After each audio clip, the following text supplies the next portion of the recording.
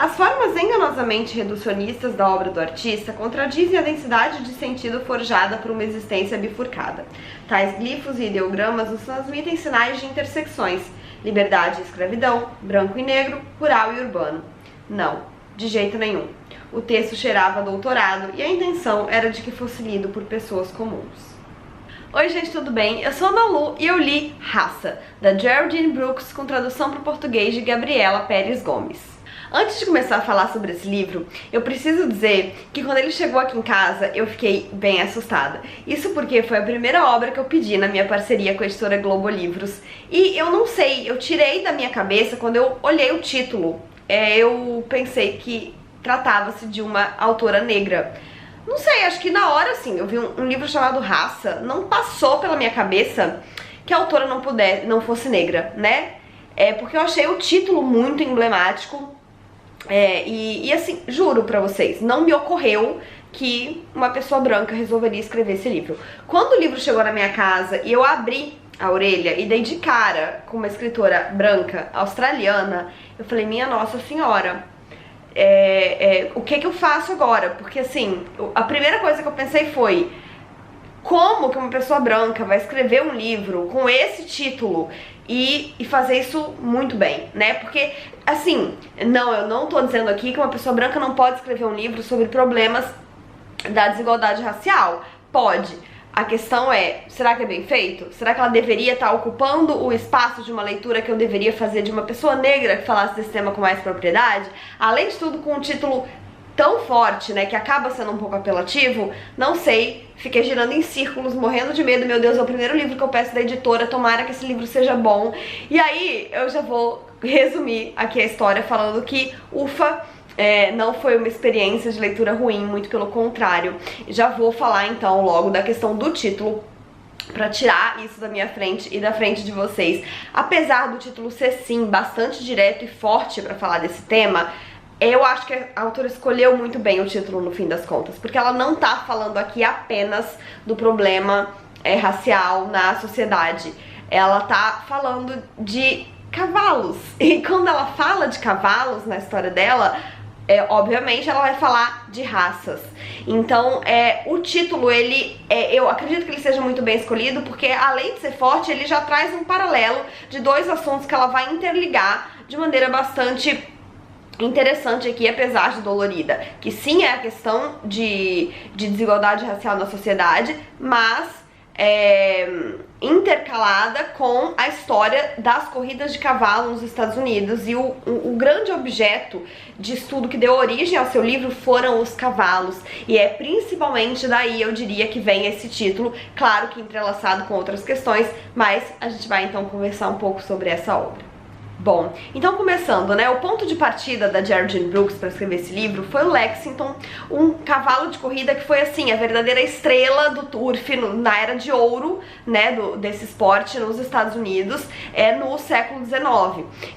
Esse cavalo, ele existiu de verdade. Eu achei muito interessante que a autora pesquisou muito para escrever essa obra, então aqui no final a gente tem um pós-fácil, uma linha do tempo, em que ela fala meio que todas as partes que são reais nessa história, inclusive alguns personagens, e que muito ela pesquisou acerca do assunto para poder criar sua obra de ficção em cima. Então essa não é uma obra de não ficção, ela não é histórica, mas ela faz aqui uma literatura bastante baseada em fatos reais. O Lexington, que não deixa de ser o personagem principal desse livro, ele existiu, e é esse cavalo de corrida que, de fato, né, teve uma carreira meteórica nas pistas de turf e copulou mais de 900 éguas. Então, além de ter sido um grande talento nas pistas, ele foi considerado um dos maiores garanhões do esporte, né? Ele colocou inúmeros outros descendentes dele também ganhando corridas. Enfim, é uma história muito doida. Eu já falo que esse livro, ele já me pega aí, porque eu não imaginava que falaria disso, eu nunca imaginei ler um livro sobre isso, eu nunca soube nada sobre esse assunto, eu achei muito interessante conhecer. Não que seja uma história que eu seja a favor, né? Eu acho que essa questão das corridas de cavalo são muito delicadas, e também dá pra entender que a autora quis trazer luz pra esse assunto que não é nada confortável. E aí, quando ela começou a fazer as pesquisas dela, né, pra saber mais sobre o Lexington, ela meio que já sabia que ela queria que esse fosse o foco da sua história, ela encontrou um pintor, o Thomas J. Scott, que aparentemente se afeiçoou muito à história do cavalo, porque ele pintou muitos quadros do Lexington na época, e um dos quadros que ela encontrou nessa pesquisa tinha um jovem negro ao lado do cavalo que estava sendo levado em consideração no título da obra, algo extremamente raro, né? Então a legenda da obra, se eu não me engano, dizia Lexington e seu cavalariço Jarrett.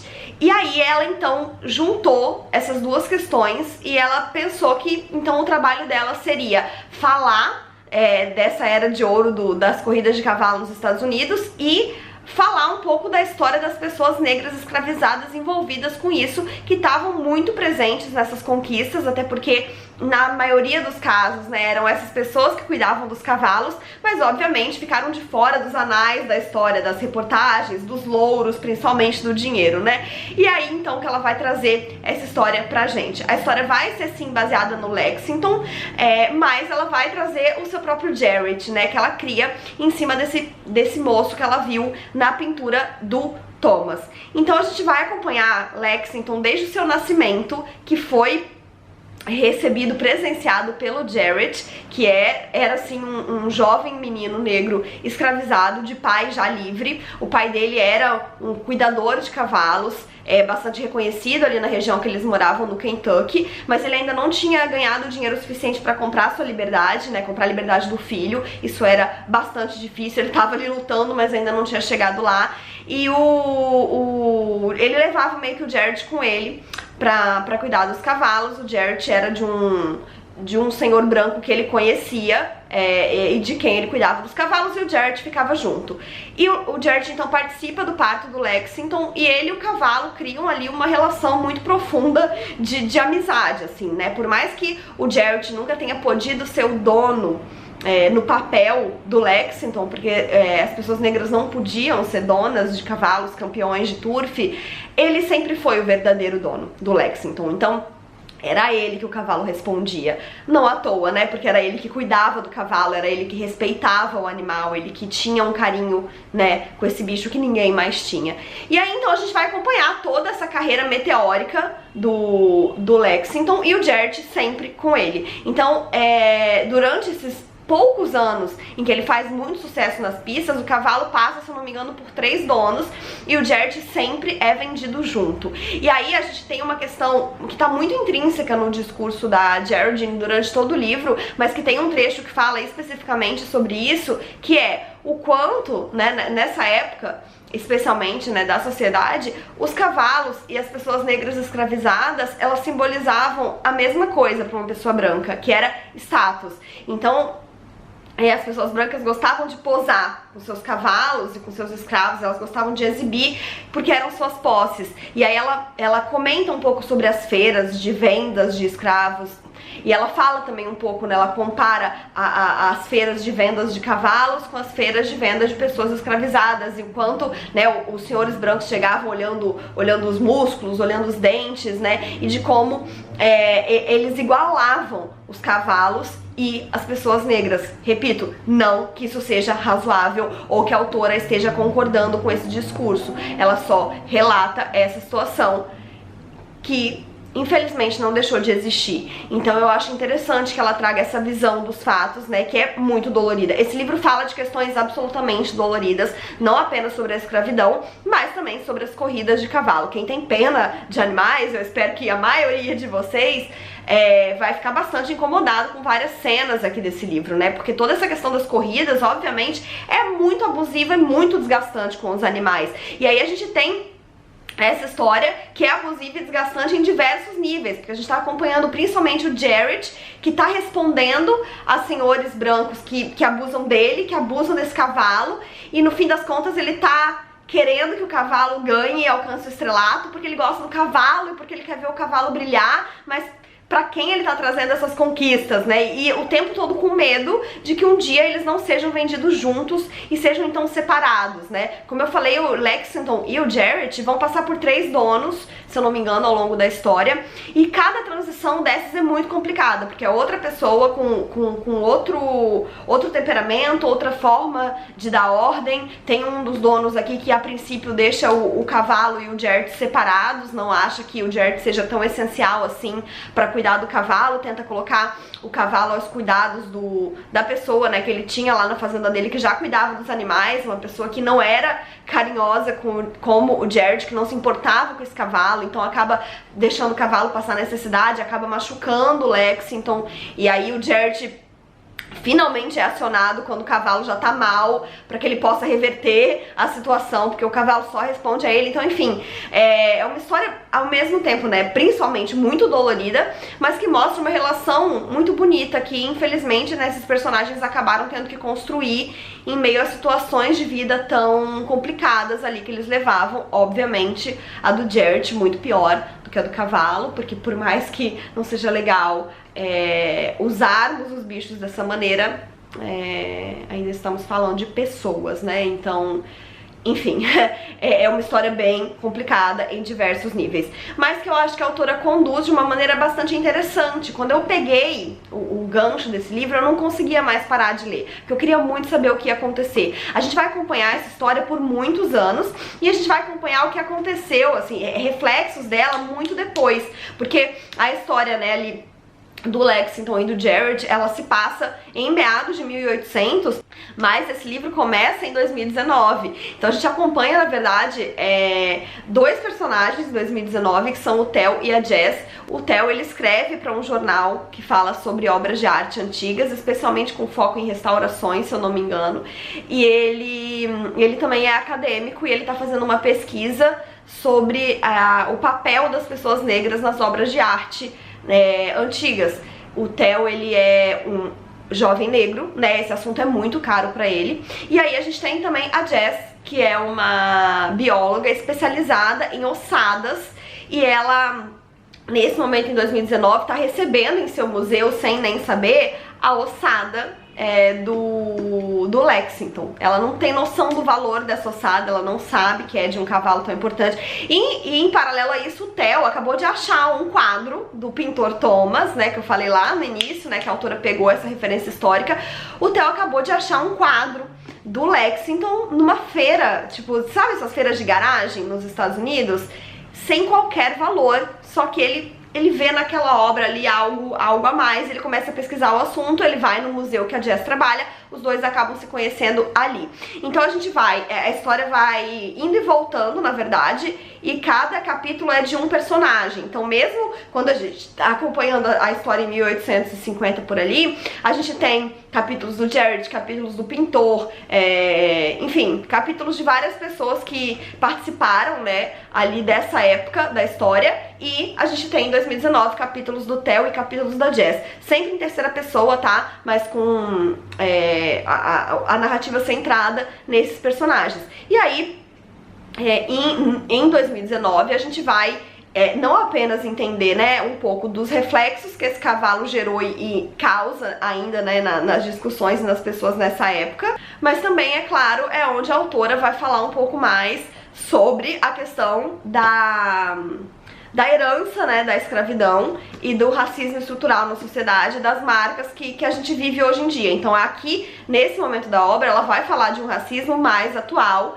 que não é a escravidão, mas não deixa de machucar bastante. E aí eu acho que ela faz isso de uma maneira respeitosa, porque ela se coloca principalmente na voz da Jess, que é a personagem branca, porque ela e o Theo, eles vão se encontrar, eles vão construir ali uma relação entre os dois, e a Jess, inevitavelmente, como uma pessoa branca privilegiada, ela vai derrapar. E não é porque ela é uma pessoa ruim, não é porque ela é uma pessoa mal intencionada, mas é porque o racismo, ele tá intrínseco nas nossas vivências. E ela é uma menina branca. E nas cagadas que a Jess faz, a gente se vê muito. É aquela coisa de você ver um negro correndo na calçada e levar um susto que você não levaria se fosse uma pessoa branca. Porque isso, infelizmente, foi entranhado no nosso imaginário enquanto sociedade. E a Jess vai cometer essas cagadas e ela vai ficar muito culpada por isso, mas isso não diminui e nem deve de qualquer forma diminuir o desconforto que isso causa no Theo. Por mais que a Jess fique envergonhada e desconfortável por fazer isso, ela nunca vai sentir o que o Theo sente, que é o fato dele ser um negro correndo na calçada que faz com que as pessoas atravessem pro lado. Então eu acho interessante e respeitoso que a autora foque um pouco mais na voz da Jess, porque é a voz que ela conhece. O lado do Theo, ela não conhece, ela não sente na pele. Então ela não rouba essa palavra pra ela. É claro, ela vai trazer um pouco da perspectiva do Theo nisso, mas eu acredito que a força maior fique na percepção da Jess. E nesse sentido, eu acho que isso é um cuidado.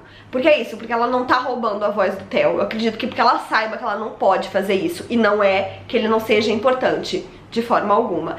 Mas assim, também essa parte em que ela fala sobre o racismo nos tempos atuais é a parte mais básica do livro. Ela não vai muito além no discurso, assim. Eu que leio obras de pessoas negras, né, que já li várias obras que falam desse assunto, não me trouxe nada de novo. Mas tudo bem também, porque eu acho que ele sendo um livro mais comercial, ele pega um outro tipo de público, né, que talvez não tenha lido tantas obras de escritores negros, e essa introdução do assunto no meio de um livro que fala sobre corridas de cavalo pode ser um chamariz para que essa pessoa tenha então vontade de acessar outras vozes e outras obras. Vou falar aqui, assim, minha opinião final sobre o livro. Eu gosto bastante do livro, ele me envolveu. Eu realmente não conseguia parar de ler depois que eu peguei o gancho da história. E eu acho que a autora trabalhou o tema de forma bastante respeitosa, com o adendo de que eu sempre vou ser uma pessoa branca analisando um livro escrito por uma pessoa branca. Esse fato me deixou um pouco tensa e mais atenta do que o normal enquanto eu fazia a leitura, porque eu queria pegar alguma derrapada que ela desse pra poder pontuar isso no vídeo, mas eu não encontrei uma derrapada específica. Ela tá falando de temas muito delicados e falar sobre esses temas não é um problema. Eu achei que ela fez de maneira respeitosa, mas pode ser sim que ela tenha cometido derrapadas que eu também derrapando não encontrei. Então fica essa ressalva. De uma maneira geral, acho que é um livro bem interessante e bem construído. Fiquei bastante curiosa com a autora. Ela já ganhou um Pulitzer, inclusive. Ela tem, acho que o outro livro mais famoso dela é esse que tá aqui na capa, As Memórias do Livro. Então fiquei curiosa e vou dar uma pesquisada aí pra saber do que se trata. Muito bem sucedida, então, minha primeira experiência como parceira da editora Globo Livros. Gostaria de agradecer pela confiança no meu trabalho e por ter me enviado esse livro. Então é isso, gente. Espero que vocês tenham gostado desse vídeo. Não se esqueçam de se inscrever no canal se ainda não forem inscritos e deixarem o joinha se curtiram, porque isso ajuda muito o canal a crescer. Me contem aqui embaixo se vocês já conheciam esse livro, se nunca tinham ouvido falar, se já conhecem a autora, porque eu vou adorar saber. Um beijo e até a próxima. Tchau!